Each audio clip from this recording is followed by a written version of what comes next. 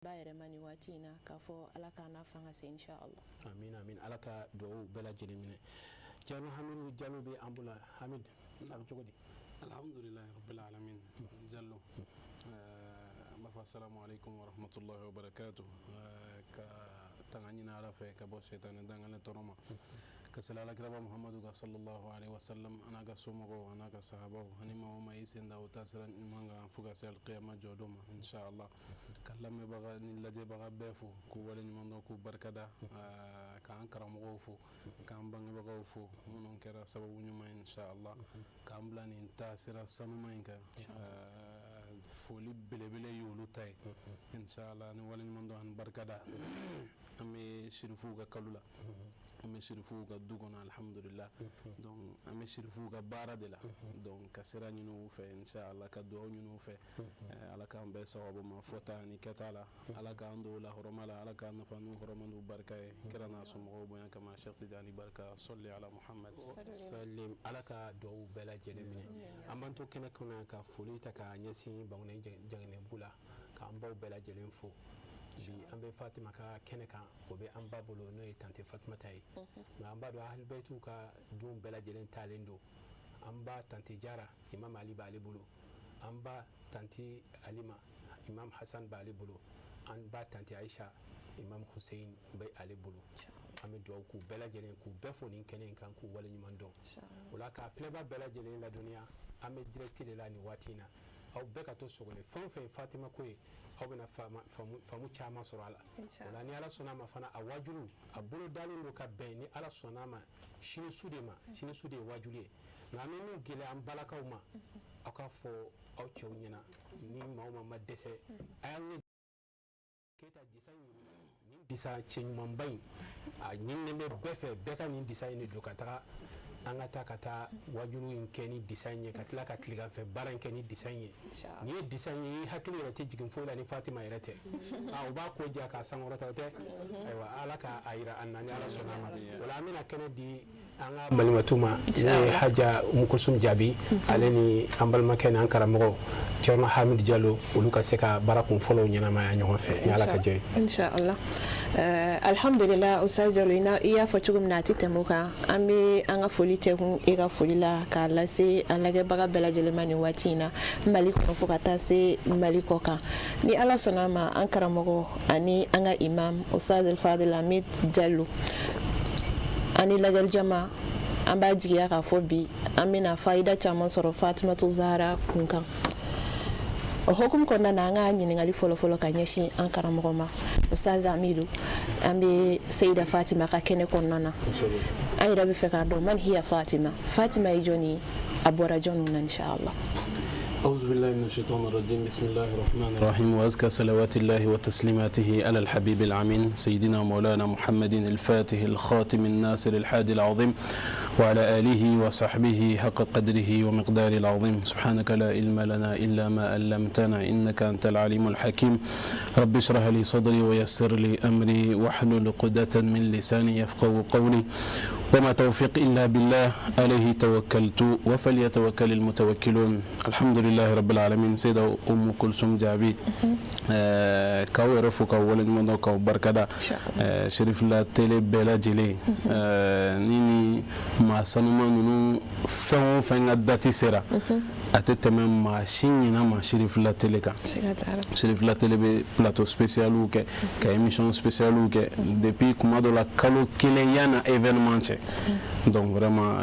foli belebele baw ye ani wala ɲuman dɔ baw ye inshallah nka maa min y'aw bilasira kosɛbɛ o fana ka foli bɛ bonya n'aw ta ye parce que o de fana y'aw ka référence n'aw ka idole n'o y'an fa n'an karamɔgɔ fadilatu cheikh Seyid Sherif Usman Madan Haidara ka duwawu k'a ye ya rabbi ala k'a ɲɛma a la ala k'a n'a sen sabati kira n'a somɔgɔw bonya kama sɔli ala rasul Seyida Umu Kulsum an b'a an mana fɔ k'an bɛ kuma kan cogo o cogo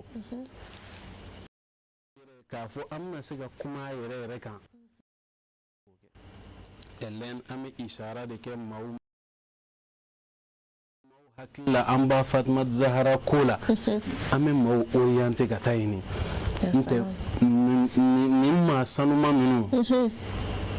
Allahu akbar min b'u dɔn yɛrɛ wallahi o ye ala n'a ka kira de an bɛ fitinin de dɔw la nka an bɛ fitinin min fɔ misali la dɔnnibaaw b'a fɔ an ye o ye jumɛn ye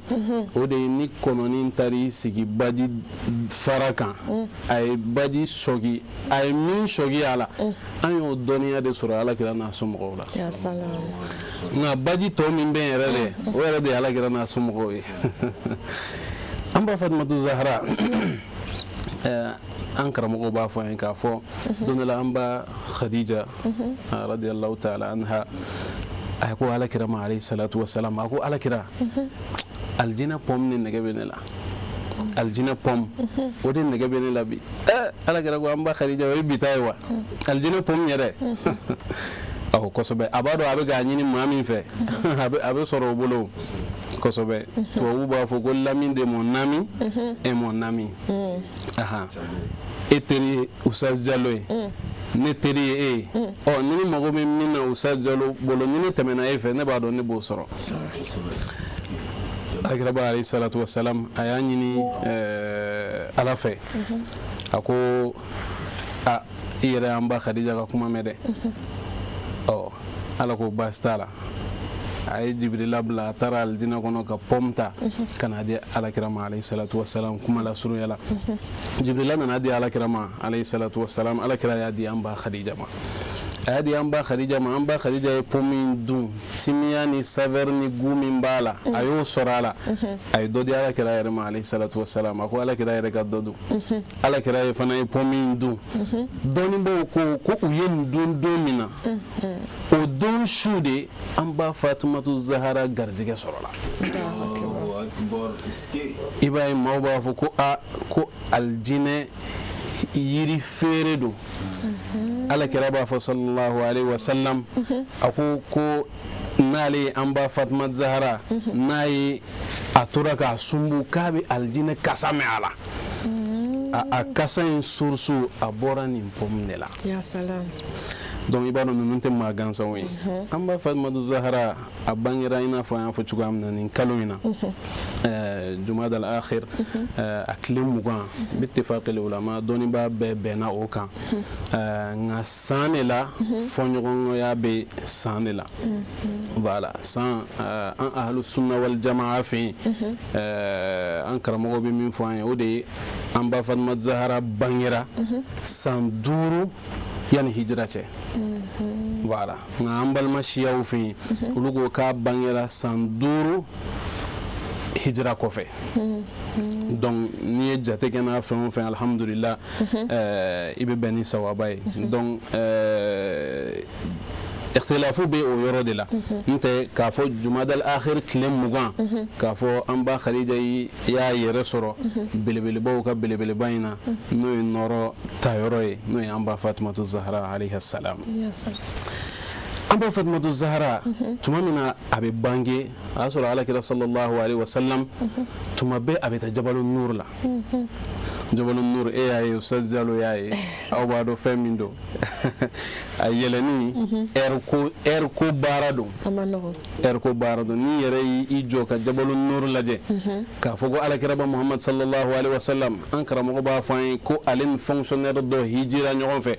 u yɛlɛnen Jabalu Nur kan u sera yɔrɔ dɔ la a ko karamɔgɔ an k'an sigi an bɛ fɛ ka kuma dɔ f'i ye Cerno Sayid ibn Abubakar a ko a karamɔgɔ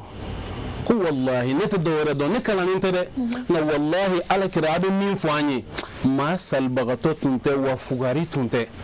parce que fugari ni salibagatɔ tɛ se teze i bɛ se ka yɛlɛn cogoya min na Alakira tun bɛ taa yɛlɛn waati min na o saw n'o buntenu n'o insécurité alikaba yɛrɛ ni Jabalu Nur distance o tagama nka a bɛ bɔ tuma dɔ la an ba Khadija bɛ tuma dɔ la semaine kelen ou bien semaine fila dumuni d'a ma a bɛ taa don a bɛ khalwa kɛ nin Jabalu Nur in kɔnɔ k'a yɛrɛ gɛrɛ a ka Ala la a ma deli ka mabɔ Ala la koyi nka tuma bɛɛ ka walasa k'an inciter zikuru la k'an inciter Ala ɲini ni Ala sɔrɔ la ko o tun ka bon Alakira ma waati min na o waati de an ba Fatumatu Zahra bangera an ba Fatumatu Zahra a bangera min a bangera Baytu Tawhid a bangera tawhid du kɔnɔ a bangera Ala kelebantiya du kɔnɔ a bangera kuranɛ du kɔnɔ a bangera nɔrɔ du kɔnɔ a bangera du kɔnɔ du min du tɛ se ka comparer du tɛ se ka sanga du min na n'o ye Alakira ka du ye sallallahu alaihi wa sallam jɔn ye sin d'a ma i b'a dɔn an bɛɛ b'a dɔn Alakira sallallahu alaihi wa sallam a ka sira la bɛɛ b'a dɔn k'a fɔ a bɛ sin di Alakira ma o tun ye arabuw ka laada ye n'u tun ye den sɔrɔ u bɛ mɔgɔ ɲini min bɛ sin di k'o sara k'o di den ma u bɛ mɔgɔ ɲini o la u b'o sara a bɛ sin di den ma nka a lajɛ an ba Fatumatu Zahra la an ba Khadija ma sɔn maa si ka sin d'a ma a ma sɔn abada maa kelen min ye sin d'a ma o kɛra an ba Khadija yɛrɛ ye a ma sɔn abada parce que ka sin di den ma an ba Fatumatu Zahra c'est-à-dire n'i ko bibliothèque don c'est-à-dire i y'a dɔgɔya quoi fɛn min bɛ bibliothèque sanfɛ wallahi o de y'an ba Fatumatu Zahra ye ale hayi ni allaitement min bɛ kɛ a lajɛ walanda min bɛ sɔrɔ nin na nin ye walanda yɛrɛ an baw bolo k'a fɔ tuma dɔ la nɔnɔ ka ɲi an ka nɔnɔ di den ma a ka ɲi nka i yɛrɛ tin ka don den na a k'i kanu n'i kɔrɔla i hinɛ k'a minɛ dɔnnibaaw y'a jira an na k'a fɔ k'o bɛ sɔrɔ sinji de fɛ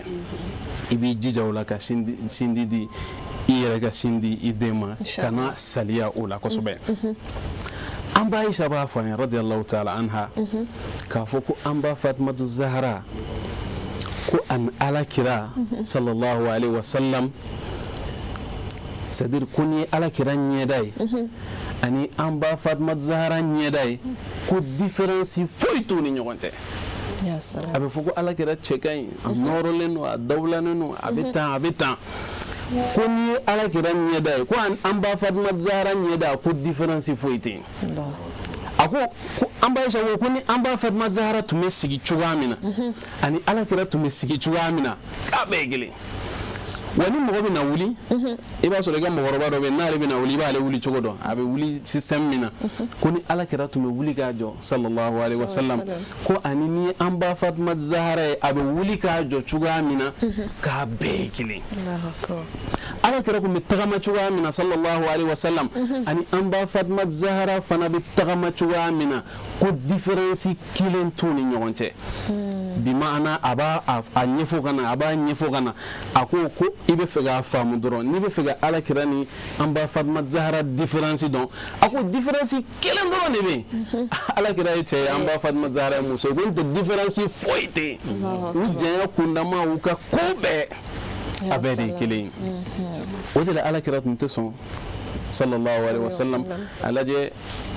an ni sufiya tasirai an ni tarbiya nyumai an karamogo ba fa yin tuma be aba fa yin ko kala yoro wonna faga bon kala ne kala yoro wonna faga bon kala yin shi ba keme kalan kai ne na kalan do ba yira ila ka fo ko ala kira fana ba be jahannama gono ngo fana yi kalan do de fana yi kalan do de kalan do ba yira ila ka fo ko nunu kanuni ko ga kanu manifeste ko ojira ko ayi ke o ebe do damatema gono kalan do fana bo yira o donc an hakli ton na kosobe kala yoro wonna faga bon kala ne aywa an jija an alaje aman deum blagata kala yoro mina ala kira be fega an kalan jimena doni ba bebe nan ga kafo an ba Fatima Zahra na tun dona ala kira kan wati ala kira bi jamalawo a kelen don ala kira sigilente an ba Fatima Zahra kumbe abada amma dilga ke abada ni ala kira an ba Fatima Zahra na to yodo alaiha salam abu wuli ki jo ya salam ko jome gana ka fa be gana ko jome gana adim so be gana alaje walanda minna ni alaje an ba Fatima Zahra be bangi wati mina anaka ni wati nunu laje wati ya soro arabu tunga bara e jume ubu demso ubu dineti ke ko ka kono ubu dineti ke odala ara ko kapto ni ngabe ay dhammin qutilat abaga demu fa yumne ka wala na tumbu faka alaje ala kiramina ademso valoriser chugamina kaira ka fo muso o yere de duye muso sorote lebuye ay muso yere de duye supasmai ni dunyana a belebele we obo ambare la wani problème me du gono ka fo du bena tien siga fo itala doni bo ka fo ko obe sababu bo ambawde la ala kira sallallahu alaihi wasallam ani amba Fatima Zahra ni ko kibe do ababu kono akono ka du amba Fatima Zahra doni bo ba fo ka fo niya taga laje ale de sirnumela ko at-tahira muso sanu mamba amba Fatima Zahra ka sanusa aka nyine mayabbe doni bo famba benunu minga ode aka nyine mayabbe amadeli Allah da jeli ya nyala ya salam aka nyine mayabbe ni o fo bi obedo scientifique kungolo la abe mogo kamana ga nganie alaga karama wi abe minke aka waliyu bawi aha karama yere de yo amrun khariqun lil aada fami not normali mena kera yujiri na kera kira ni nabi ni ya be fo mujiza men ala yake aga teruye abe fo ma ko karama ni karama baye ala minke amba Fatima Zahra alayha salam amba Fatima Zahra agume fo ale de mako as-sadiqa musomi ni tiya tigi tundo tiya tigi don ana furu tani nyogonte tiya tigi don ana ka barakelaw ni nyogonte tiya tigi don ana sumogo ni nyogonte tiya tigi don ani beni nyogonte ya salam c'est-à-dire muamala nyuma me babolo ani beni nyogonte odela alama ni muso inke muso gansan abe fo ale de ma musomi na wasaleno na yere abe fo ale de ma ko attaqiya muso bami na be sira alanye ode amba Fatima Zahra aywa ko yoro bawu datu inshallah amba Fatima Zahra ale de bona ya soro aka nasabu ale de nasabu min soro nasabu min na kafsa kateme be dambeka amba Fatima Zahra abe ala kira yere bati yani obena dodda balba ni ma wala kama bado tura wajulla ko islameu ko ala kira fa ko kafsa kateme be faga mo gam tumi ga namlam ne ako a karamo kala be dodomi fa kafsa na ala kira fa yade karamo dabal bana namlam ne de kabna ne kataw woni ga fena ako ko bismillah ako ni ko na fami ala karamo amba Fatima Zahra fa o de ka fisa ka tɛmɛ diɲɛ bɛɛ faga o de ka fisa ka tɛmɛ diɲɛ bɛɛ faga wallahi karamɔgɔ seginna kɔ a ko wallahi hakikatan tiɲɛ na wallahi tiɲɛ bɛ e de fɛ ne de tun bɛ erreur la donc an ba Fatima Zahara a ye alakira yɛrɛ dan ɲa a fa ka fisa alakira fa ye ala y'o di mɔgɔ kelen min ma o de kɛra an ba Fatima Zahara ye alayhi salam ala k'a nafa n'a hɔrɔma na amin ya rabbi an bɛ an karamɔgɔ Ustaz Amiru fo a bɔra ka fayida caman di an ma siga t'a la ne ni lajɛli jama an ye hakilinaw sɔrɔ an ye faamuya caman sɔrɔ Seyida Fatima yɛrɛ kan hali bi walasa fayidaw bɛ se ka jidi Ustaz Amiru i bɛ se ka ɲɛfɔli k'an ye Fatimatu Zahara yala a ye furu kɛ wa n'a ye furu kɛ a ye denw fana sɔrɔ wa i bɛ se ka dɔɔni ɲɛfɔ an ni lajɛli jama an bɛ se ka fayida caman sɔrɔ hali bi alhamdulillahi rabbil alamin an ba Fatima Zahara a ye furu kɛ ala barika la a fana furula cɛ o cɛ ma a furucɛ de tun ye Seydina Ali alayhi salam Seydina Ali min n'a ye alakira dɛmɛ ka da alakira dayɔrɔ la don min i bɛ se ka kan tigɛ don min i bɛ se ka faga a bunnen don min na Seydina Ali min tun bɛ Seydina Ali hay a bɛna an ba Fatima Zahara ɲini cogoya min na o de la dɔnnibaw b'a fɔ an ye ni ye alakira ka hadisa ta k'a lajɛ sallallahu alaihi wasallam ko maa o maa bɛ yen n'a tɛ maloya k'a bɛ sɔn ko bɛɛ ma mɔgɔ surtout n'a kɛra muso ye o de ka jugu n'a bɛɛ ye mais hay cɛ n'i y'a ye a tɛ maloya da la alakira ko k'a bɛ sɔn ko bɛɛ ma Seydina Ali tuma min na a bɛna an ba Fatima Zahara kandida caman nana an ba Fatima Zahara ko la alakira ka cɛnya n'a ka dawula n'a ka sara bɛ fɔ cogoya min na o diinɛ muso min ma ko bɛ yen dɛ o ko bɛ yen dɛ an ba Fatima Zahara ale tɛ se ka sanga hayi Yusufu ma parce que ale bɛ ka danbe ka taa alakira ka cɛnya de ma Yusufu ka cɛnya bɛ yen dɔnnibaw ko n'i ye cɛnya ta k'a da k'a tila sara 100 i bɛ sara 1 ta o sara 100 la i b'o tila 2 n'i y'o tila 2 o tila 1 o de dira Nabila Yusufu ma tila 2 tubabu farafin indiɲɛw an filaw an filaw kɛ ni cɛnya fɔ i bɛ se ka filaw bɔ a la alakira yɛrɛ tun ye fila de ye sallallahu alaihi wasallam ayi sɔsɔcogo t'a la a tɛ se ka ne m'a fɔ alakira yɛrɛ de ko ten sallallahu alaihi wasallam ko ana ra'il ghanam wa yatimu abi talib ra'il ghanam ye jɔn ye o ni filaya bɛ kɛ ɲɔgɔn sira la o ma wɔlɔfɔw de ye bagangɛnnaw ye jɔn ye o y'an filaw de ye koyi wala fakhara waso Sɛri Jalo ala ye nin di anw ma ni Hayidaralakaw bɔra yen ni jamu bɛ na min ka surun alakira la o y'anw Jalolakaw ye dɛ ala k'an bɛn sababu ma n'i ye tiɲɛya tila kelen ala y'o di Nabila Yusufu ma tila dɔw diɲɛ bɛɛ jɛnna o la nka tiɲɛya 99 tɔ a y'o bɛɛ di alakira ma sallallahu alaihi wasallam a 99 bɛɛ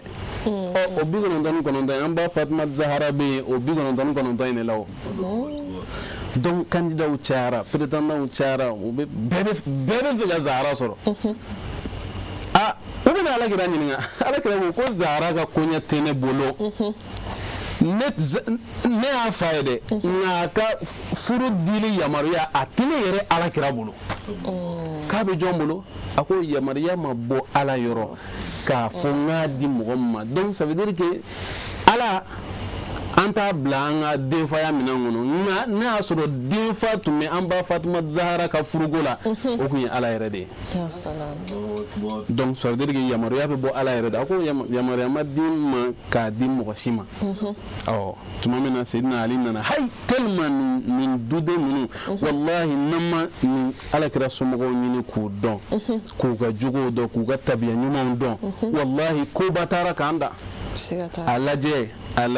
a bɛ na an ba Fatima Zahara ɲini a nan'i sigi alakira kɛrɛfɛ sallallahu alaihi wasallam a ma se k'a fɔ tellement a bɛ maloya a bɛ samiya ni hay an yɛrɛ ka bamanan bɛ min fɔ k'a fɔ ko jɔn min maloya ka sameya o fana y'o filaw de o donc ça veut dire que hay Seydina Ali fana ka fɔ o fana bɛna filaya o bɛna o babu yɛlɛ o ne ma bɔ o mawdu kɔnɔ ne ma bɔ a kɔnɔ o fana i ma ye tellement a bɛ maloya a bɛ sameya a ma se k'a bɔ a da la k'an ba Fatima Zahra yɛrɛ ɲini Alakira fɛ nka Alakira b'a dɔn min b'a kɔnɔ Alakira b'a nakun dɔn Alakira b'a fɔ Seydina Ali nakun ye jumɛn a ma kuma a ko Zahra ko dɔn ni cɛ in bɛ ko dɔn koyi hali hadamaden kɔngɔtɔ Alakira ma nin ye Alakira b'i dɔn wallahi a ma nin ye dɔrɔn min b'i la Ala ye o dɔnniya d'a ma a b'a dɔn k'a fɔ fɛn min b'i la sallallahu alaihi wa sallam o de la dɔnnibaw ko k'a fɔ Alakira y'a fɔ a ye baasi t'a la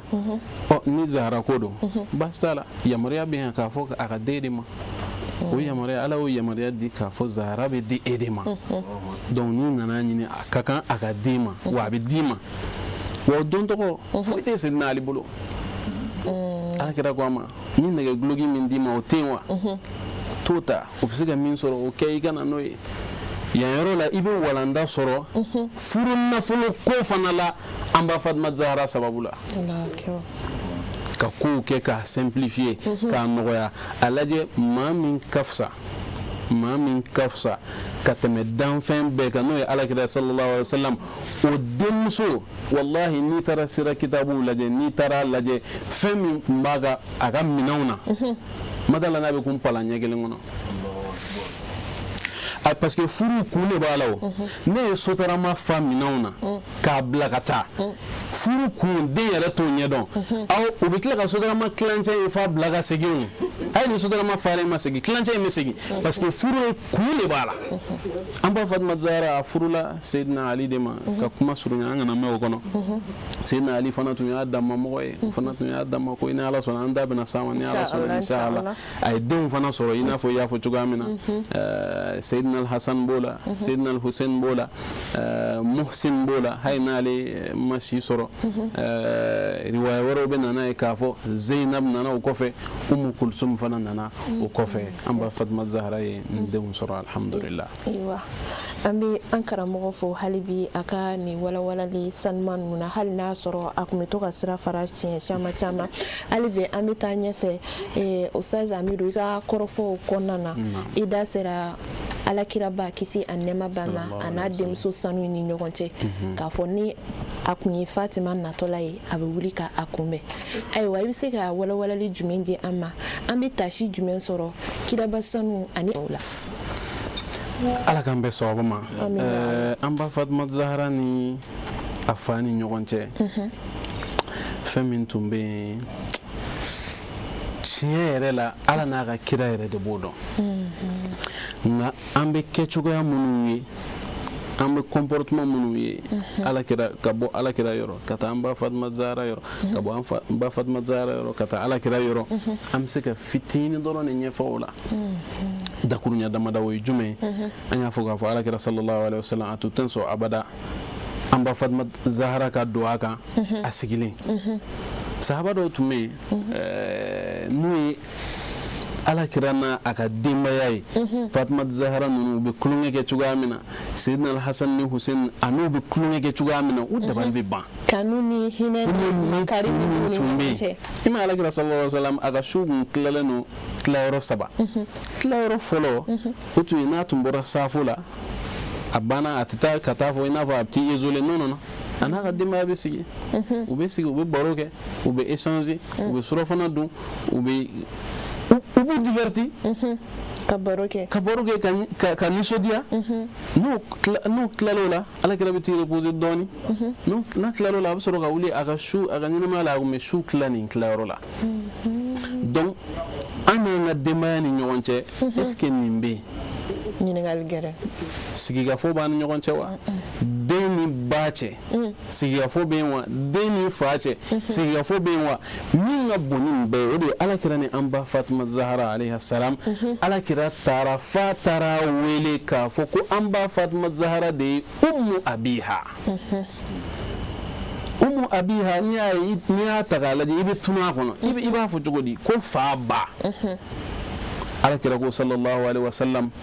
k'ale baya jɔyɔrɔ parce que alakira bɛ bange waati min na a bɛ san 6 sɔrɔ waati min na ala y'a ba minɛ a la a bɛ bange waati min na a y'a sɔrɔ a fa fana tɛ yen donc a ko maa min ye baya jɔyɔrɔ jɔ ale ye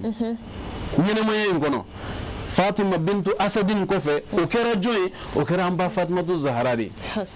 parce que hadamaden n'a a bunna i bolo cogo cogo f'i ka mɔgɔ dɔw consulter i ka hakilina yira kɛ ɲɔgɔn na i ka lajɛ nin bɛ se ka dilan cogo di maa min tun jɔlen don o jɔyɔrɔ la ale o de ye an ba Fatimatu Zahara ye an ba Fatimatu Zahara ni Alakira cɛ sallallahu alaihi wasallam Alakira tuma bɛɛ a tɛ fara a kɛra yani a ka furu ye o a kɛra an ba Fatimatu Zahara furulen kɔfɛ o tuma bɛɛ Alakira tun bɛ taa ka segin de kɛ a ka so ni an ba Fatimatu Zahara fɛ ni ɲɔgɔn cɛ tuma bɛɛ a bɛ taga siɲɛ dɔ la yɛrɛ min ye dabali ban a furulen kɔfɛ tuma dɔ la a bɛ taa an ba Fatimatu Zahara fɛ yen a bɛ taa sɔrɔ Seydina Ali tɛ yen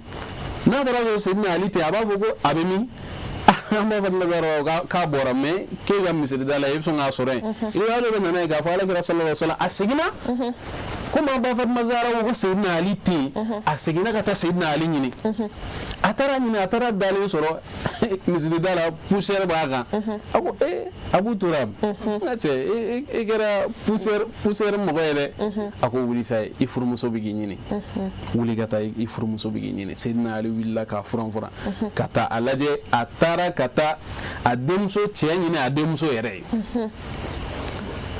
Alakira sallallahu alaihi wasallam an ba Fatimatu Zahara ni ɲɔgɔn cɛ fɛn min tun bɛ yen Alakira ko sallallahu alaihi wasallam n'ale tun ye an ba Fatimatu Zahara minɛ k'a tenda embrasser a bɛ nɔɔrɔ dɔ sɔrɔ a la a bɛ gu dɔ sɔrɔ a la a bɛ lafiya dɔ sɔrɔ o baara in na cogoya min na wallahi foyi tɛ se k'a lakale i n'a fɔ Alakira b'a ɲɛfɔ cogoya min na sallallahu alaihi wasallam an n'an denw ni ɲɔgɔn cɛ o bɛ yen wa akoladi bɛ yen wa akoladi yɛrɛ ye mun ye bi maana ni fa nana ka bɔ baara yɔrɔ la i b'a ye denw bɛɛ bɛ na ka na a cu k'a la o b'an n'an denw ni ɲɔgɔn cɛ a dɔ la n'an ka moto mankan bɔra n'an nakan bɔra an mobili mankan bɔra bɛɛ bɛ yɛrɛkɛ yalima est ce que e kɛra Alakira ɲɔgɔn ye sallallahu alaihi wasallam est ce que a bɛ ka fɔ ko relation min tun bɛ an ba Fatimatu Zahara ni Alakira cɛ est ce que e y'o profiter est ce que i ye nafa sɔrɔ o la donc o ni ɲɔgɔn cɛ la wallahi fɛn min tun bɛ yen kabako caman de tun b'a kɔnɔ inshallah an bɛ dugawu kɛ ya rabbi Ala k'an bɛɛ sawaba ma amin ya rabbi o hukumu kɔnɔna na hali bi Ustaz Amiru an filɛ ni waati min na ni an ka société kɔnɔna na yala maa bɛ se k'a fɔ diɲɛ laban silamɛmusow u bɛ ka Fatimatu Zahara ladege wa an bɛ k'a kɛ an ka idole ye wa alhamdulillahi rabbil alamin bi Ala barika la an bɛ se k'a fɔ a daminɛna Ala barika la a daminɛna surtout n'i y'a ye bi kɔɲɔw bɛ cogoya min na n'i ye studio yɛrɛ kɔnɔna lajɛ an baw parlen don ni an ba Fatimatu Zahara ka sawura ye u nisɔn ka di i n'a fɔ an ba Fatimatu Zahara tun nisɔn ka di cogoya min na maloya ni saamɛ o tun bɛ an ba Fatimatu Zahara la cogo min na i b'o o kelen ye o bɛ ka bange ninnu na ko an ba Madame Haidara Fatimatu Zahara Tarawele kosɛbɛ an ba Fatimatu Zahara ka mawlidi o mawlidi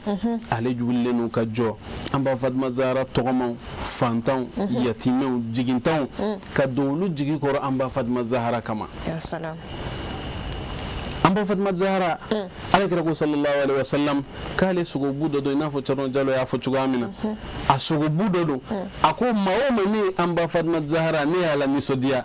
a kana k'i kɔnɔ k'i ye Zahara nisɔndiya dɛ i y'ale Alakira de nisɔndiya ni an ba Fatimatu Zahara dusu kasi a kana k'i kɔnɔ k'i ye Zahara de dusu kasi dɛ ayi i y'ale Alakira yɛrɛ de dusu kasi donc o de la sirutigi dɔ bɛ nana ye a ko nasabul masihi bana ali Maryama siratan a ko ni an ba Maryama ta k'a lajɛ ale ka tuma bɛɛ ni Isa fɔra i b'a sɔrɔ an ba Maryama bɛ tugu a la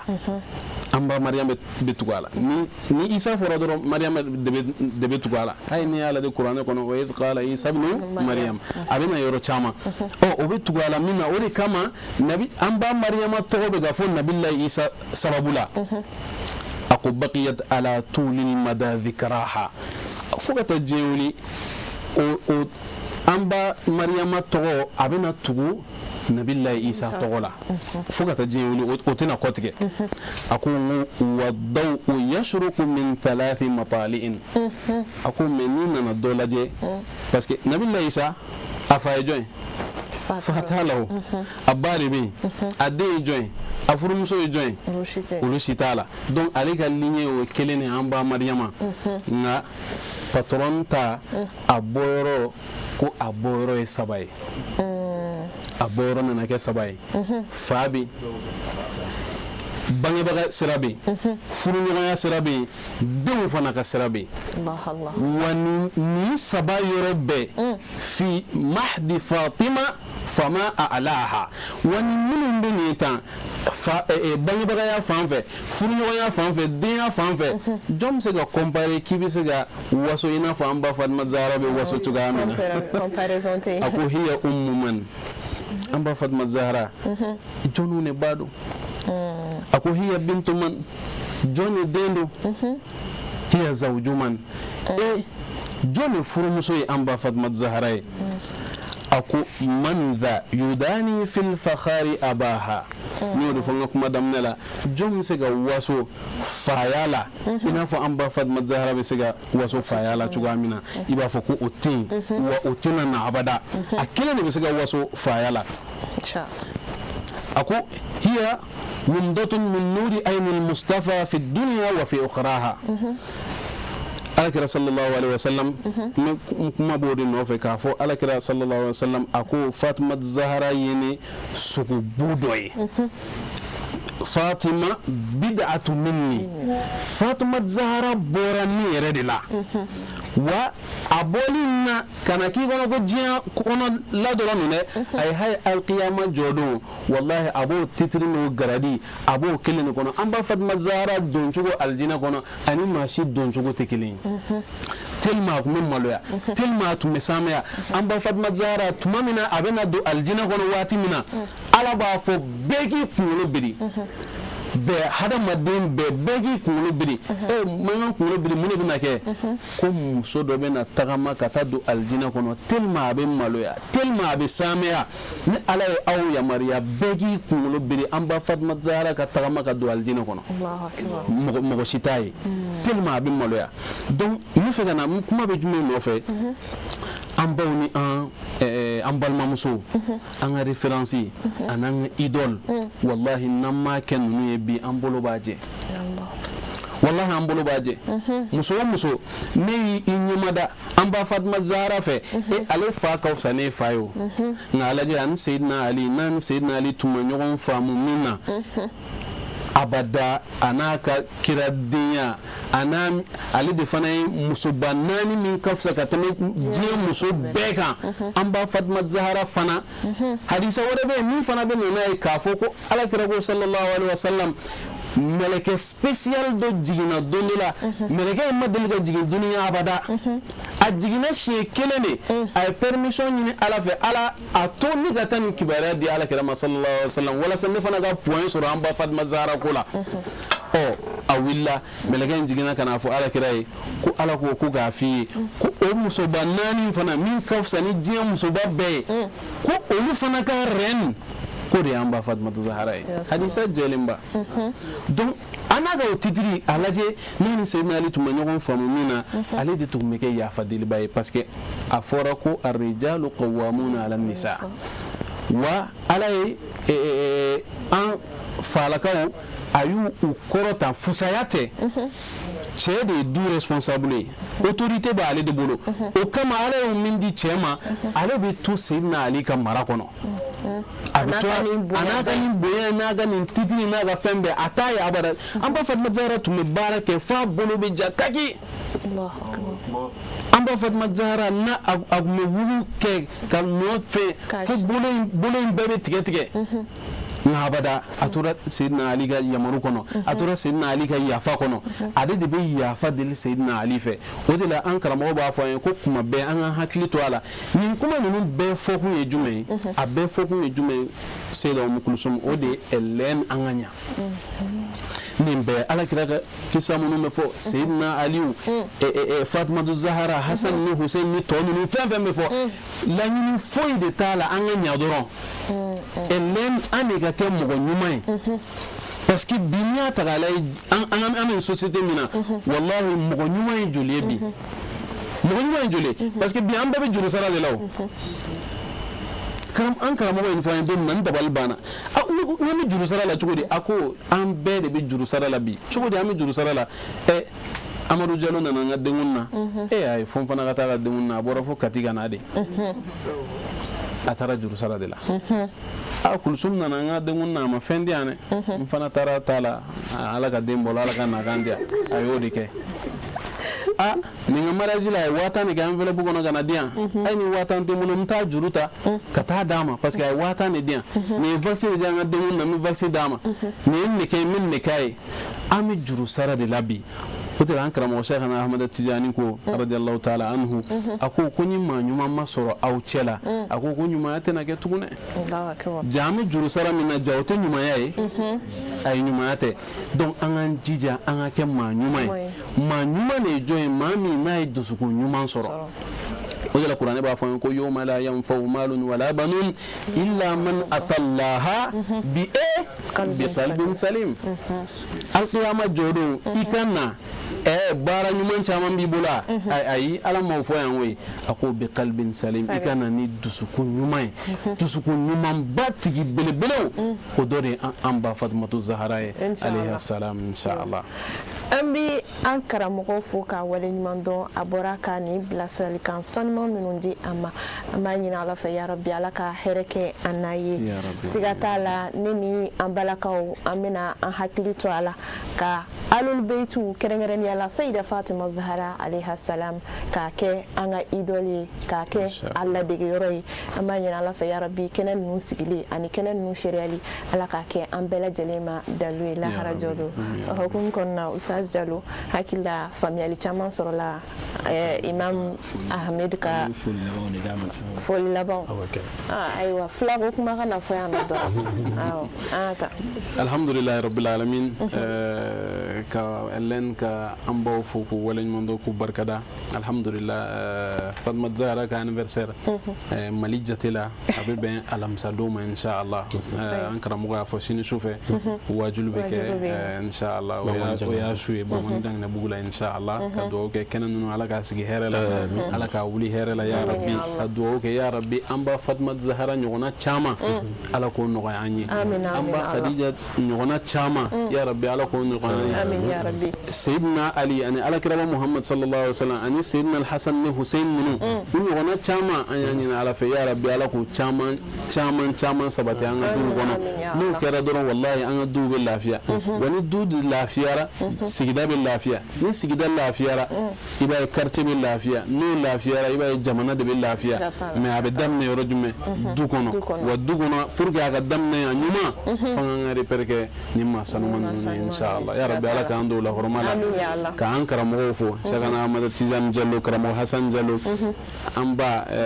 Haja Khadijatul Kubra a kun kan ka taa kalanyɔrɔ la a ma taa kalanyɔrɔ la k'a b'i sigi ka lajɛ a bɛ ka den n'a ka kalanni lajɛ ne yɛrɛ fana kun kan ka taa darisu di maa minnu ma bi olu fana sigilen don k'an lajɛ inshallah k'u bɛɛ fo k'u waleɲuman dɔn k'u barikada ya rabbi ala k'an bɛɛ sababu ma ala k'an nafa ni Fatima Zahara barika n'a hɔrɔmaya solli ala Muhammad wa ali Muhammad ala ka o duwawu sanuman ya rabbi an karamɔgɔ an b'i fo k'i waleɲuman dɔn i ka wele jaabili la an fɛ an kɛlen ko ka wele bila ma kunungo k'a fɔ a ye k'an bɛ fɛ a kana kɛ ni ɲɛnamaya ye a yira k'a fɔ baara o baara bɛ yen a b'a baara bɛɛ lajɔ bɛɛ b'a dɔn lakalani ye fɛn min ye fɛn gɛlɛnba de don mais mɔgɔ bɛ taa lakalani jɔ ka na fɛn min kɛ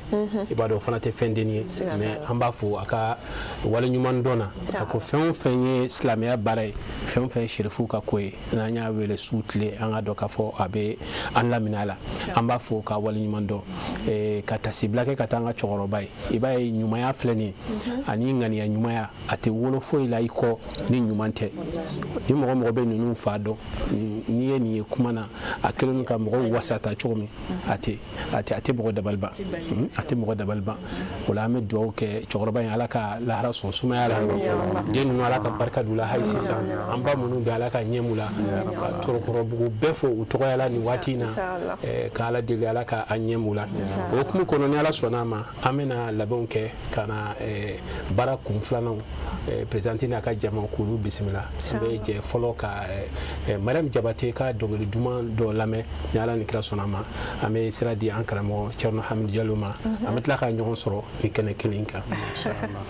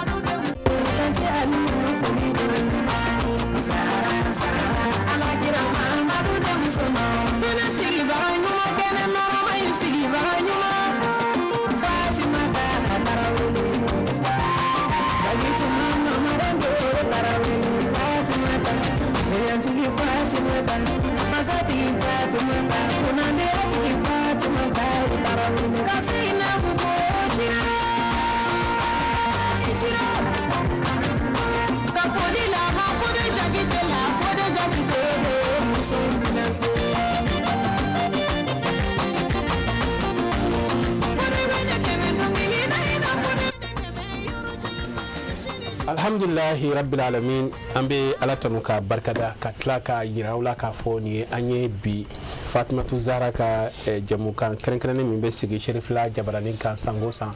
o wulafɛ baaraw o tako filanan de tun ye nin ye baara kun fɔlɔ ani an karamɔgɔ Thierno Hamidou Diallo bɔra ka o kɛ ɲɔgɔn fɛ an b'a fɔ ka waleɲuman dɔn o hukumu kɔnɔ baara kun filanan ani présidente n'a ka jama bɛ na kɛ ɲɔgɔn fɛ ni ala ni kira sɔnna ma yan'o cɛ an b'u bisimila présidente salamu alaikum. Waalaikum salam warahmatullahi. Baasi t'i la kɔnɔ. Alhamdulillah ji merci. Dakuruɲɛ kelen foli ka ɲɛsin filɛbaa bɛɛ lajɛlen ma. A'uzu billahi minash shaitani rajim. Bismillahir rahmanir rahim. Allahumma salli wa sallim wa zidi wa barik ala Muhammadin wa ali Muhammadin wa sallim. Rabbi israh li sadri wa yassir li amri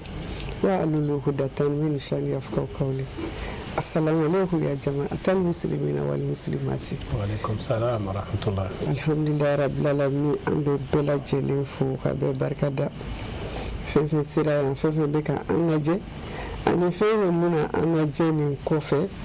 an bɛ bɛɛ lajɛlen fo ka bɛɛ barikada ka foli fɔlɔ Sherifula kiraya duba sanumanba ye Sheikh Usmani Marani Ayidara ka du ko don ka foli fɔlɔ ye ko an bolo fila ban kɔ an ɲɔnkirilen don k'u fo k'u barikada k'u waleɲuman dɔn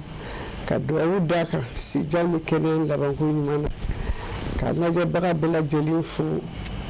ka duwawu d'a bɛɛ lajɛlen kan ala min sɔnna salo an bɔtɔ yan an ye rendez-vous di ɲɔgɔn ma ko ala ka ɲinɛ yira an na ala sɔnna ka an ka jɔnya ka ja don an na ka ɲinɛ yira an kɛnɛ na an bɛ bɛɛ lajɛlen fo ka bɛɛ barikada teleso mɔgɔw k'aw yɛrɛ fo k'aw bɛɛ barikada. O diyara n ye. Mɔgɔ filanan min bɛ an bolo minɛ o de ye an balimamuso Zɛnɛbu Jire a bɛ cogo di. Baasi t'i la. An bɛ ala tanu. Dakuruɲɛ kelen foli ka ɲɛsin filɛbaa bɛɛ lajɛlen ma. An kelen ko ka tanga ɲini ala fɛ ka bɔ sitanɛ tɔɔrɔ ma an b'an sinsin ni setigi ala tɔgɔ barikama ye ala min y'a daminɛ n'o ala kelen de b'a laban o kɔfɛ an bɛ sɔli danfɛnw la sɔn Kayirama kan Fatima Zahraw fa an bɛ sɔli a n'a somɔgɔ sanu a n'a ka sahabaɲumanw ani mɔgɔ minnu tugura u kɔ ni ŋaniya ɲumanya ye fo ka taa se lahara d'uma ala k'an ye olu la o kɔfɛ an bɛ foli kɛ an karamɔgɔ la a n'a ka denbaya bɛɛ lajɛlen ani fɛn fɛn bɛ k'an lajɛ nin wagati in na ani fɛn fɛn y'a sen bɔ a kɔnɔkɔrɔ ka na an ka nin kɛnɛ barikalen kan ani ka aw yɛrɛ fo aw tele Sherifila mɔgɔw aw minnu bɛ hakilina ɲumanw ta nin ko ninnu na ka nin kɛnɛ ninnu sigi an b'aw yɛrɛ fo aw ka baara ɲumanw na ala ka an nafa ni Sherifu barika ye. Amina. Ala ka o duwawu bɛɛ lajɛlen minɛ. O hukumu kɔnɔ présidente san o san an b'a ye k'a fɔ aw bɛ baara caman boloda Fatumatu Zahra ka kalo mana jɔ o la ɲinan 2025 an bɛ fɛ k'a dɔn aw ka baaraw u bolodara cogo jumɛn aw sera ka jumɛn ni jumɛn kɛ. Alhamdulillah an bɛ ala fo ka barikada ɲinan kɔni caman bolodara. N b'a daminɛ fɔlɔ an ka thème na san o san thème sera a bɛ thème bɔ san kɔnɔna na fɛn fɛn bɛ Fatumata Zahra a ɲɛnamaya bɛɛ ka se ka thème nin développer donc an ka ɲinɛ thème ko l'éducation des enfants à la lumière de Fatumata Zahra face aux défis des réseaux sociaux. Mais thème belebele de thème a y'a sɔrɔ san kɔnɔna na ni an fɛn fɛn bɛ Fatumata Zahra ɲɛnamaya n'an sera k'a développer a bɛ fisaya kosɛbɛ. A daminɛna thème na o kɔfɛ an ye formation kɛ safunɛ dilan sisan san o san fɛnɛ an bɛna lajɛ Fatumata Zahra regroupement bɛ yɔrɔ o yɔrɔ ka dɔw former yɔrɔ salon anw bɛ e yɛrɛ fɛ Kati n ta kɛra Garantigi Bugu ye yɔrɔ san don n'a nataw la ni ala sɔnna a bɛ kɛ ten o kɔfɛ an ye remise de dons c'est-à-dire ka taa centre la denmisɛnnin falatɔw minnu mago bɛ dɛmɛ na ka taa o la o bɛɛ kɛra centre El Madani ye o bɛɛ kɛra Darou Zara ye Jafar ka Ustaz Jafar ka kalanso la ani Vezos SOS Sanankɔrɔba yɔrɔ fɔlɔ tɔgɔ bɛ yen nɔ donc dɔn dira olu ma dɛmɛ kɛra olu ye o kɔfɛ Madame Haidara Mesu Tarawele ale ye a initié fɛnɛ ka Sirifula dɔgɔtɔrɔso ko koli daminɛ n'o la o kɔfɛ an yɛrɛ komi an yɛrɛ fɛnɛ ka layidu kɔnɔna na an bɛ taa Sirifula misiri de ko an taara Sirifula misiri ko la o misiri ko de bɛ ka bɔ tan ok o kɔfɛ sisan conférence kɛra Sirifula salonba kɔnɔ e yɛrɛ tun bɛ a kɛnɛ kan conférence kɔfɛ denmisɛnninw olu ka ɲɛnajɛ kɛra cadeau di kɛra denmisɛnninw ma o kɔfɛ u du mɔgɔw olu denw olu ye balontan kɛ yan tɛmɛ yɔrɔ la mun na olu bɛ ka ko la dɛ kolo ko ma gɛlɛya kosɛbɛ n'ala sɔnna a ma an bɛ tila ka na n'o bɛɛ diya ye olu ye balontan kɛ voilà sisan an filɛ nin ye plateau kan yan n'o bɔra yen ni ala ye sini yira an kɛnɛ na wajulu ba bɛ na kɛ Bangonjanginɛbugu la Zaraw yɛrɛ tɔgɔ la n'ala sɔnna ni ala hali bi n'ala y'an ka jɔnya diya don an na alamisa don o ye ko kuncɛ don ye kuranɛ kalan bɛ kɛ o kɔfɛ an bɛ sɔrɔ ka ɲɔgɔn sɔrɔ kɛnɛba kan n'ala sɔnna n'ala sɔnna a ma o kɔrɔ ɲinan ta fɛn caman de kɛla an bɛ dugawu kɛ ala ka a bɛɛ lajɛlen kɛ hɛrɛ ye o kɔnɔna na tanti nin baara ninnu laɲini jumɛn de bɛ nin bɛɛ kɛli la aw bolo tanti Fatumata ka nin wulikajɔ ni nin cɛsiri ninnu laɲini min don ale bɛ fɛ k'i sen n'a tɔgɔma sennanɔ la ale kɛlen bɛ k'i sen n'a tɔgɔma sennanɔ de la k'a ladege an tiɲɛ yɛrɛ la an na Fatumata Zaraw ye alayha salam mais an y'an bɛ ye an ɲɛ b'ale la sira min kan an b'a dɔn n'an tugura ale kɔ Firidausi bi mashallah Firidausi ɲinitɔ don Zaraw a fɔra k'a tun bɛ fɛn o fɛn kɛ ka se ka a ladege k'o ɲɔgɔnna kɛ hali n'o ma kun o la an ka se ka dɔɔnin kɛ dɔrɔn baara nin bɛɛ lajɛlen kun y'o de n'ala sɔnna ma o faamuyara an bɛ sɔrɔ ka na Jɛnɛbu Jire yɔrɔ présidente kɔni bɔra ka aw ka lamalamaw fɔ ani ayiwa laɲini min bɛ tanti bolo n'an ye yɛrɛ ɲininka nin fɛn ninnu a daminɛ ni sisan cɛ aw yɛrɛ fɛ aw sera ka dɔ k'a la wa alhamdulilayi Amadu ni lamaga ninnu an ye presque an caman k'a la wa n'i ko k'a nafa fɔ a nafa tɛ se ka fɔ ka ban kalan caman de sɔrɔla la a baara nin na a fɛn fɛn ni a kɛra i b'a fɔ ko ayi k'e ma deli ka fɛn kɛ ka kɔrɔ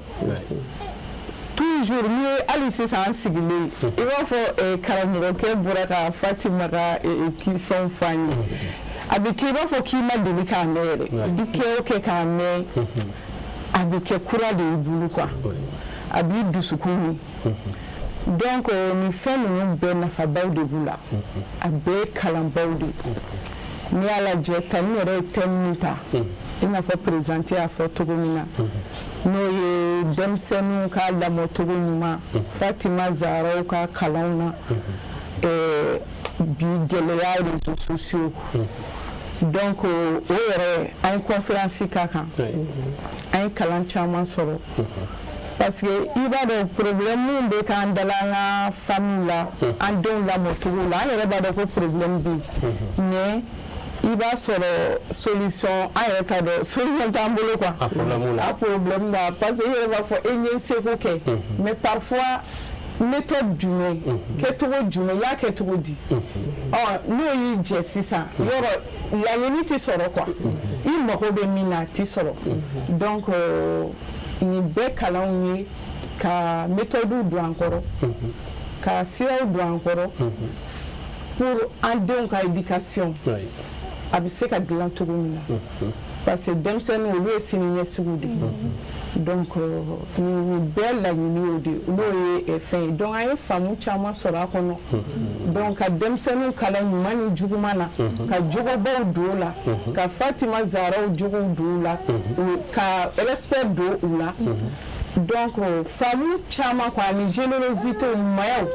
i y'a ye ŋaniya ɲumanyaw k'olu don u la ani i n'a fɔ a fɔra cogo min na maloya ko ni mɔgɔ tɛ maloya k'i bɛ sɔn ko bɛɛ ma i b'a ye n'i bɛ maloya même réseau kan i kan k'a kɛ cogo di i kan ka yɔrɔ i tɛ sɔn ka ko dɔw kɛ i bɛ lagosi ni fɛn minnu ye sini i tɛ sɔn k'o kɛ en même temps n'i ye Fatima ka tagabolo fɛnɛ jate minɛ i b'a ye i bɛ denmisɛnnin kalan i t'a to a yɛrɛ ma quoi i b'i hakili to a la i b'i hakili to a ka kɛtaw la an bɛ tubabu minnu yɛrɛ ladege i b'a ye olu kɛn bɛ ka dansigi kɛ fɛnw na i b'a sɔrɔ l'enfant n'a pas droit à l'écran 0 à 3 ans et les autres même la télé yɛrɛ den i b'a sɔrɔ u b'a fɔ a man ɲi den ma a bɛ hali a ka kumaw n'a ka fɛnw a bɛ gɛlɛya don olu la donc olu kɛn bɛ ka dansigi k'a la i b'a fɔ n'a bɛ ni si hakɛ la ka taa nin na hali ni écran dira ma e bɛ to a kɛrɛfɛ et puis que ça soit a bɛ kɛ fɛnw ye minnu b'a kalan a tɛ kɛ fɛnw ye manamana fɛnw ou bien phénomène o bɛɛ olu kɛn bɛ k'o bɛɛ dasigi kɛ anw fɛnɛ tan bɛ nin bɛɛ kɛ de an ka se ka nin bɛɛ dɔn an ka se k'an tagabolo dɔn ko ninnu kɔnɔna na pour ka se ka denmisɛnnin ninnu bilasira wa et puis a bɛ anw yɛrɛ kan parce que parfois denmisɛnnin mansa yɛrɛ ye a ka exemple fɔlɔ ye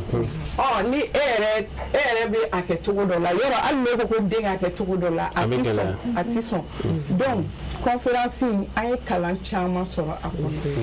bon n'i nana formation fɛnɛ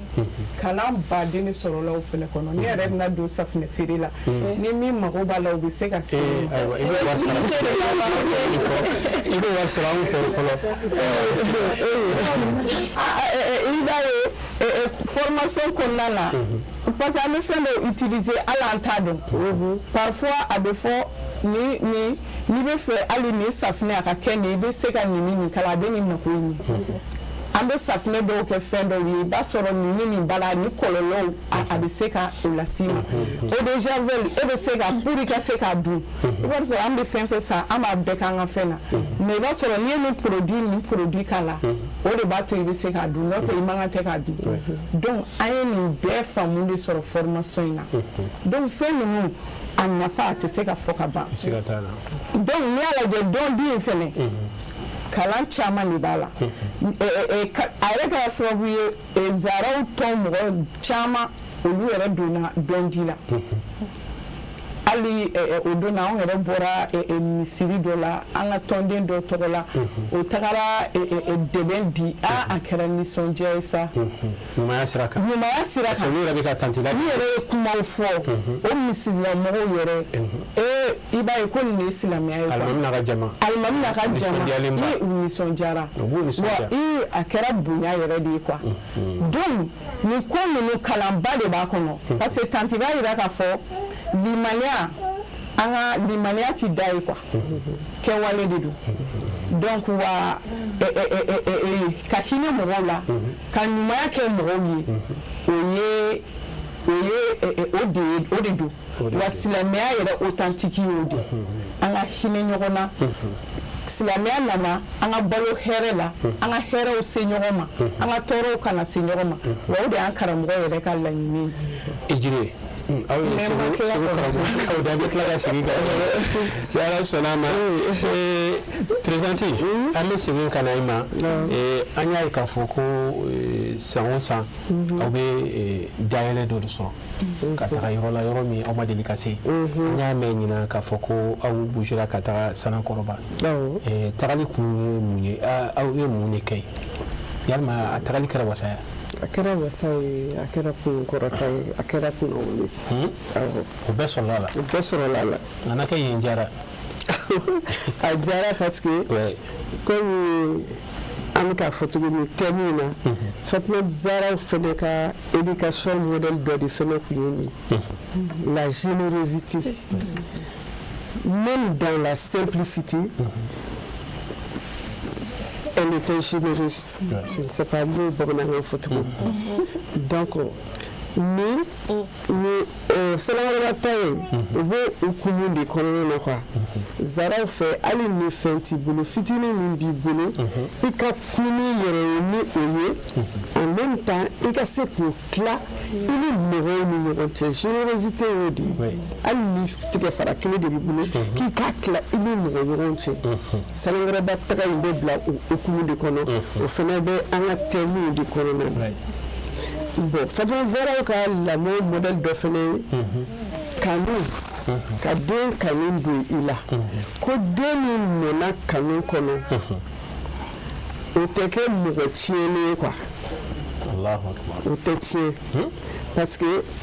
ale bɛna o kanu fɛnɛ modèle de ta ka baara kɛ ni o ye mɔgɔ min n'a mɔgɔ ɲɔgɔn kanu b'i la a la o tɛ muru ta ka t'o kan tigɛ cogo si la o tɛ muru ta ka t'o kan tigɛ cogo si la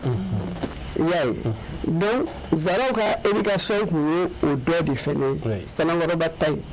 ka kɛ i den fɛ ka k'i mɔgɔ ɲɔgɔn fɛ fitinin min b'i bolo ka tila i n'aw ni ɲɔgɔn cɛ surtout que an b'a dɔn Sanakɔrɔba denmisɛnnin minnu bɛ yen nɔ falatɔw de don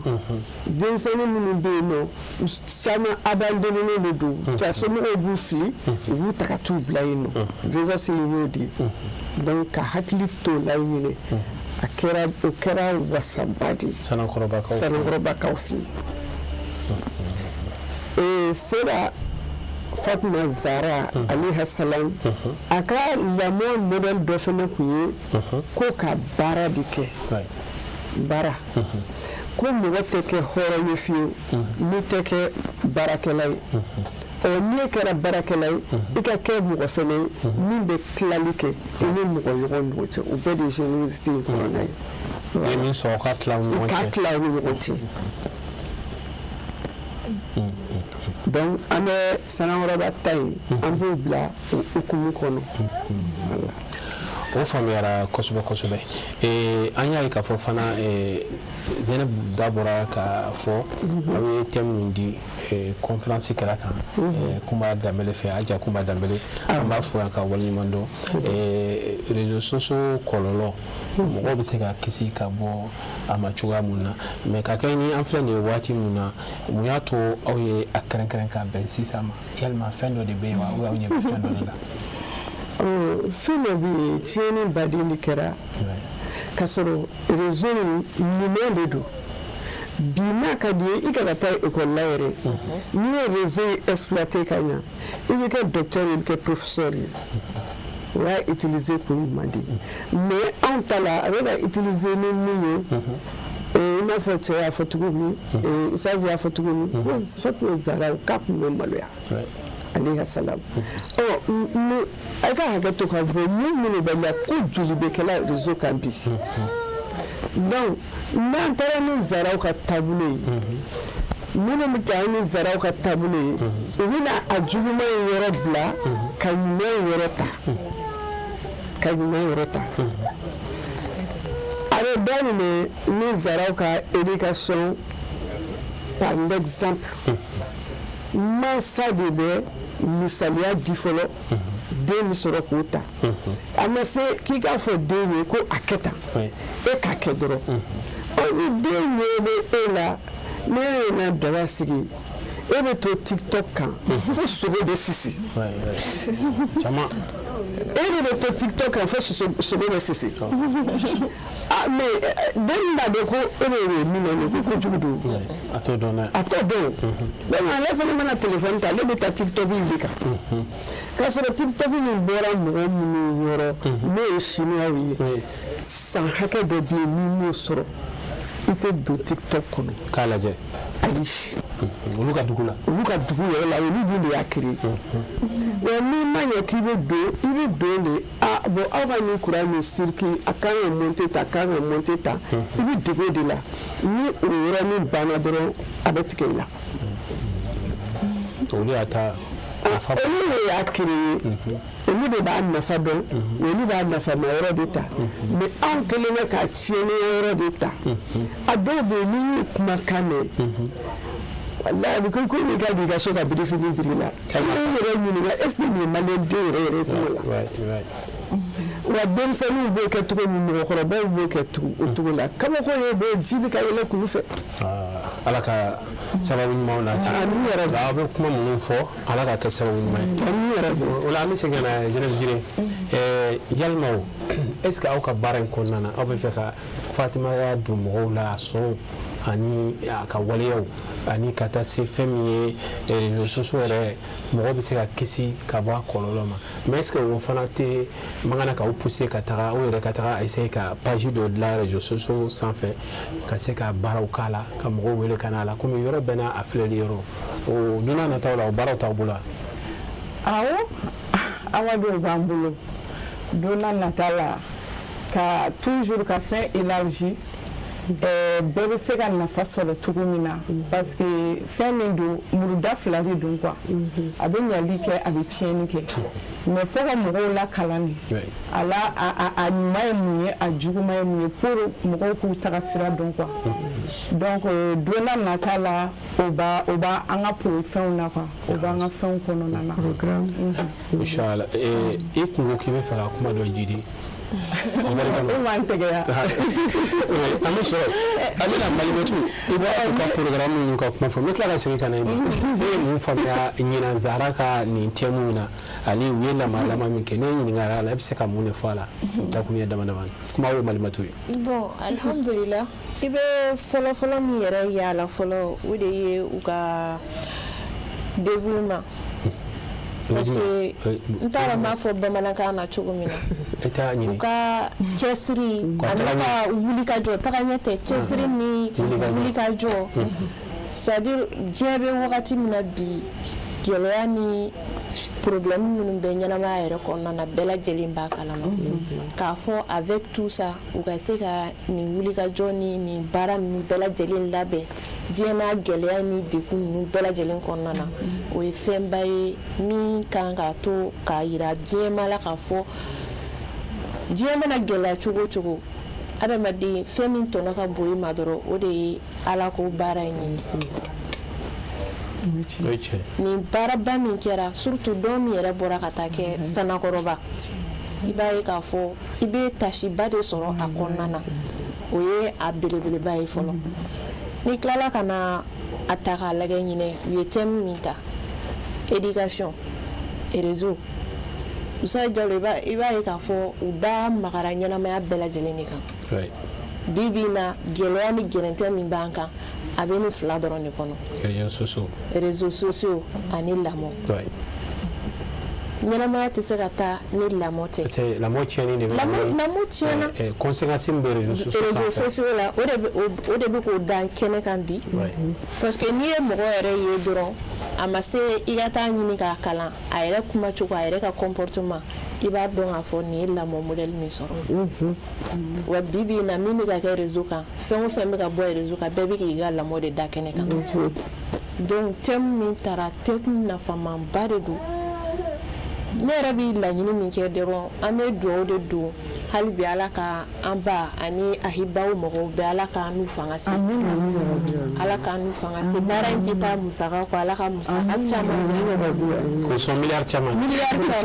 walayi don n'a nataw la yɛrɛ jamana yɛrɛ k'a lajɛ k'a bolo don u fɛ ka u dɛmɛ nin baara ninnu na ka da kan u bɔra ka nin min kɛ a kana dan salon kɔnɔna dɔrɔn na salibaw kan ka taa ka mɔgɔw bɛɛ lajɛlen mobiliser bɛɛ lajɛlen ka taa nin conférence sugu ninnu ka taa assister ka d'a kan diɲɛ yɛrɛ mago bɛ nin de la an bɛ donni min na ko bi ni lamɔ tiɲɛna dɔrɔn ɲɛnamaya bɛɛ de tiɲɛna ni Ala sɔnna a ma n bɛ Ala deli hali bi Ala ka hakili ɲumanw di an ma bilasiralikan minnu dira kɛnɛ ninnu kɔnɔna na an ka se ka a faamuya faamuyali fana kɔfɛ ka appliquer o de ka bon n'a bɛɛ ye o faamuyara Zainab Jire e bɛ fɛ ka fɛn dɔ fɔ siɲɛ 2 bɛɛ a bɛ bɛn ni kuma sa an y'a ye k'a fɔ aw ka safunɛ dilan ɲinan ta kɛra quartier jumɛn na aw taara ɲinan ta Garantibugu Garantibugu musow parce que salon ta kɛra Kati ɲinan ta kɛra Garantibugu nka ne y'a assisté i y'a assisté a ɲɛna Amadu a kɛra wasa ye tiɲɛ yɛrɛ la formation ninnu nafa ka bon kojugu ne yɛrɛ ko n ko n'i ye se kɛ ne ye ne a foyi tɛ fɔ ne kɔ ok présidente an bɛ segin ka na e ma denmisɛnninw ka lajɛli fɛn minnu n'aw b'a kɛnɛ sigi Bangoni Janginɛbugu la an b'a ye k'a fɔ denmisɛnnin ninnu u bɛ pressé a waati ka se ɲinan ta kɛra cogo di ɲinan ta jara dɛ ɲinan ta jara yɛrɛ de caman yɛlɛmana ka kɛ Aminata Zaraw ye Fatima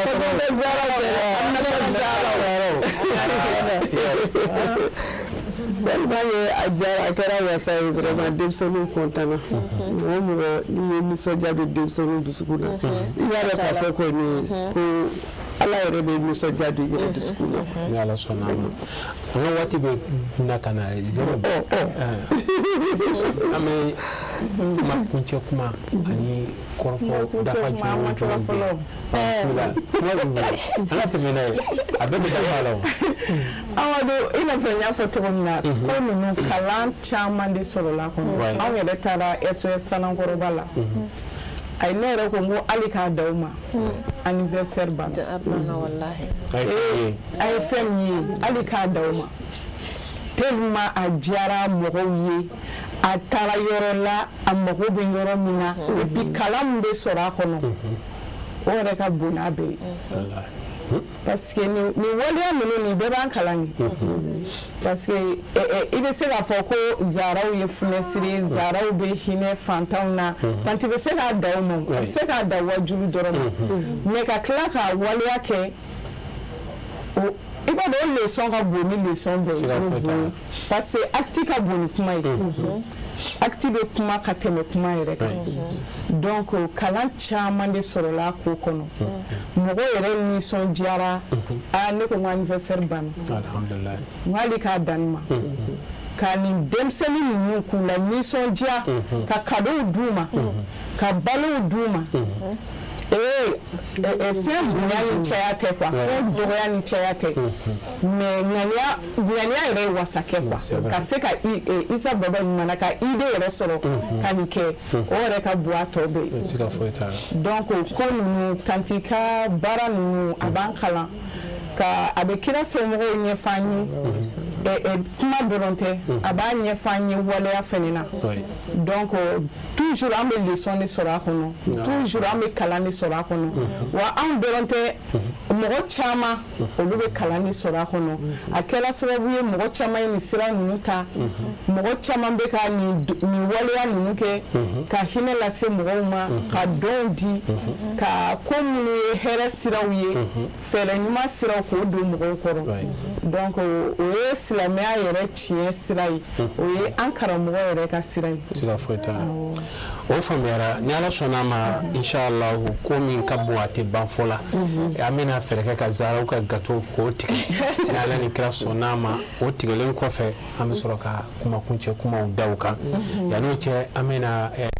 Mariam Jabate ka dɔnkili duman an bɛ dɔ lamɛn o la hali sisan yanni labɛnw ka sabati gâteau tigɛ baaraw la ni Ala ni kira sɔnna a ma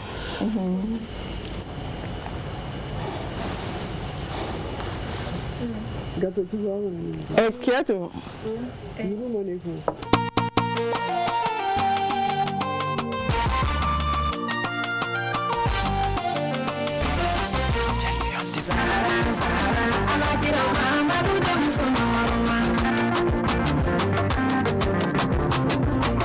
Fatima Zahra,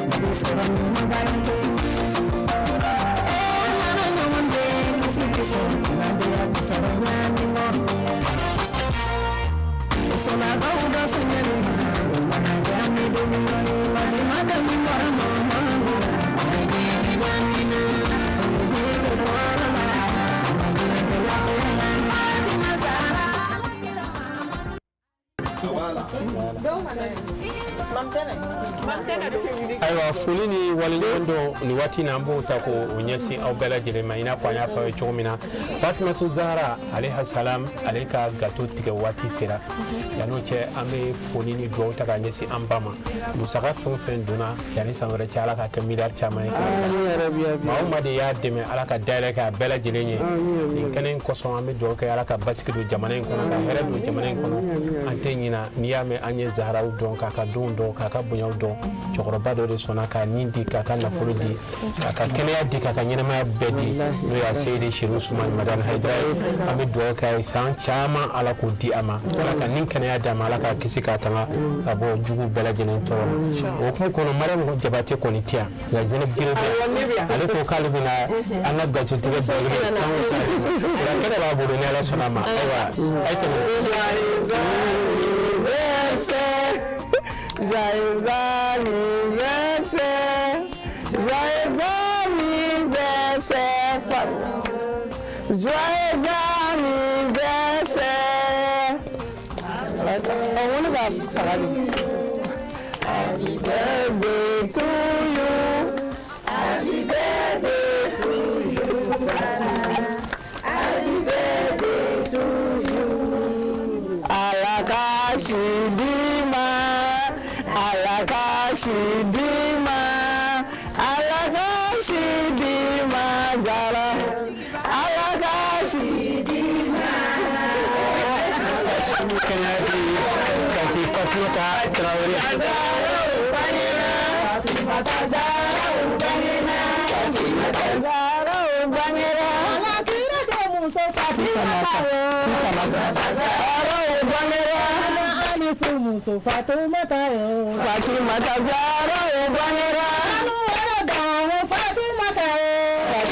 Zara Ubangena Mama Fatimata Zara Ubangena Fatimata Zara Ukadene Fatimata Zara Ukadene Sabu Paranga Telebelena Fatimata Zara Ukadene Sabu Paranga Tagatigila Fatimata Zara Fatimata Zara Ubangena Fatima Kera Sabunu Manye Fatimata Zara Ubangena Lani Dumera Sabunu Manye Fatimata Zara Ubangena Lani Dumera Sabunu Manye Fatimata Zara Ubangena Lani Bakera Sabunu Manye Fatimata Zara Ubangena Lani Sabunu Manye Fatimata Zara Ubangena Fatimata Zara Amice an garaji Ala ka na fani fatu barkane wala kan ti kiyala da kunya kilin foli jumɛn bɛ foli bakuruba nabaga bɛɛ lajɛlen Zaraw kanubaga bɛɛ lajɛlen diɲɛ fantan naani bɛɛ lajɛlen na ka bɛɛ fo ka bɛɛ barikada ka bɛɛ waleɲuman dɔn ka ɲini Ala fɛ an ye au revoir di ɲɔgɔn ma salon cogo min ka an ka au revoir di ɲɔgɔn ma ɲinɛ o cogo la ko Ala ka san wɛrɛ yira an kɛnɛ foli belebeleba o ye Sirifula ye ka foli bila an ka belebele ma n'o ye Seydi Usumani Madani Hayidara ye a n'a ka denbaya bɛɛ lajɛlen an yɛrɛ nunjuru minɛbaga min ye madame Aïdara Fatima Traoré hali bi k'a ɲini ala fɛ ko a kɛra an ma ɲɛmɔgɔ ɲuman ye cogo min ala k'a kɛ anw fɛnɛ ala ka anw fɛnɛ k'a ma ko mɔgɔ ɲuman ye ala kana a tigɛ anw na ala kana a jigi anw na ala kana anw nege bɔ a la ka tele mɔgɔw ka aw yɛrɛ fɛnɛ fo ka aw barika da aw ka wuli ka jɔ la an nɔfɛ wa yɔrɔ bɛɛ fɛnɛ na ala sɔnna o diyara n ye Zainabu foli ni kuma kuncɛ kuma jumɛn bɛ n teliya la foli ni kuma kuncɛ kuma min bɛ o de ye an ka foli bɛ bɛɛ lajɛlen i n'a fɔ présidente y'a fɔ cogo min na k'an karamɔgɔ fo a n'a ka denbaya bɛɛ lajɛlen karamɔgɔ min kɛra nin bɛɛ sababu ɲuman ye ale min ye a ka denbaya bila nin sira kan ka tila ka anw yɛrɛ bila nin sira kan donc an b'a fo ka tila ka ala deli ala k'a kɛ nin waleya ninnu kama ala ka basigi don an ka jamana kɔnɔ ala ka lafiya don an ka jamana kɔnɔ ala ka an fatu kira n'a somɔgɔw kanu kan ala k'an karamɔgɔ mɛn an ye ala k'an yɛrɛ kɛ komɔgɔ ɲuman ye ala ka hamiw bɛɛ lajɛlen nɔgɔya tan Fatumata yɛrɛ hali bi a bɛ fɛ ko in ka kɛ cogo min na ala k'a tɛmɛ o bɛɛ kan ala ka a musakaw bɛɛ lajɛlen nɔgɔya ala k'an fatu kira n'a somɔgɔw kanu kan ka aw yɛrɛ fo ala k'aw mɛn nin baara ninnu na ala k'a ɲɛw min ɲɔgɔn na sallallahu alaihi wasallam folikan laban jumɛn bɛ yen alhamdulillah ustaz an bɛ ala tanu ka foli kɛrɛnkɛrɛn ka ɲɛsin an ba ma i n'a fɔ bɛɛ lajɛlen ye foli kɛ cogo min na ka dugawu kɛ a ye hali bi k'a fɔ baara ninnu ala ka a ta fa ka ɲɛ an n'a ma